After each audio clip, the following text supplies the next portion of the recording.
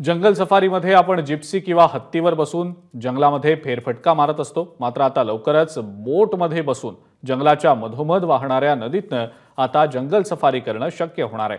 भारतातील पहिल्या बोट जंगल सफारीची नागपूरमधल्या पेंच व्याघ्र प्रकल्पामध्ये जून महिन्यातल्या तिसऱ्या आठवड्यात सुरुवात होतीये। याचाच आढावा घेतलाय आमचे प्रतिनिधी रजत वशिष्ठ यांनी।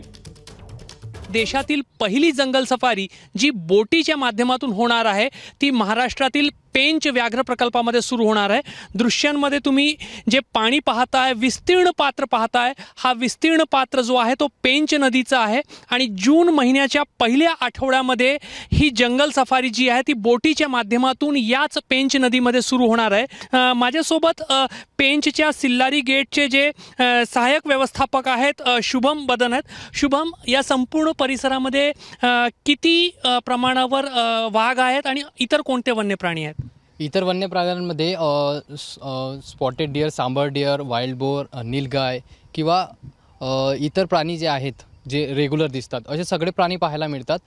पर्यटकांना वाघच बघायचा असतो, सगळ्यांना वाघ। पण आता पेंच व्याघ्र प्रकल्पात एक नवीन ॲक्टिव्हिटी तुम्हाला दिसायला मिळेल, म्हणजे आता बोटिंग सुरू होणार आहे।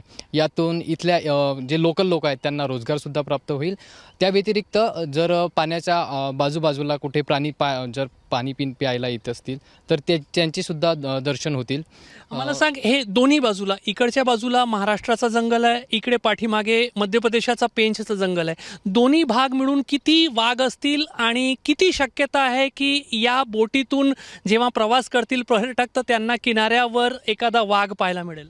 वाघ दिसणे शेवटी हा एक नशिबाचाच भाग आहे, परंतु जिथपर्यंत महाराष्ट्रातल्या पेंच व्याघ्र प्रकल्पाची जर गोष्ट केली तर 741 स्क्वेअर किलोमीटरचा हा एरिया आहे आणि यामध्ये जवळपास 60 ते 65 इतकं वाघांचं वास्तव्य आहे। आणि आपण सध्या ज्या सिल्लारी पर्यटन प्रवेशद्वारामध्ये आहो तर इथे जवळपास 20 ते 25 इतकं वाघांचं वास्तव्य आहे। तर लवकरच याची सुरुवात होणार आहे आणि या ठिकाणचं जो एक सौंदर्य, नैसर्गिक सौंदर्य ते पाहून एबीपी माझाच्या माध्यमातून पाहून तुमच्या लक्षातच येईल की हे बोटीतून होणारी जंगल सफारी आहे ती पर्यटकांसाठी किती मोठी पर्वणी ठरणार आहे।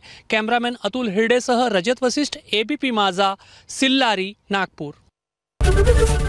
एबीपी माझा, उघडा डोळे बघा नीट।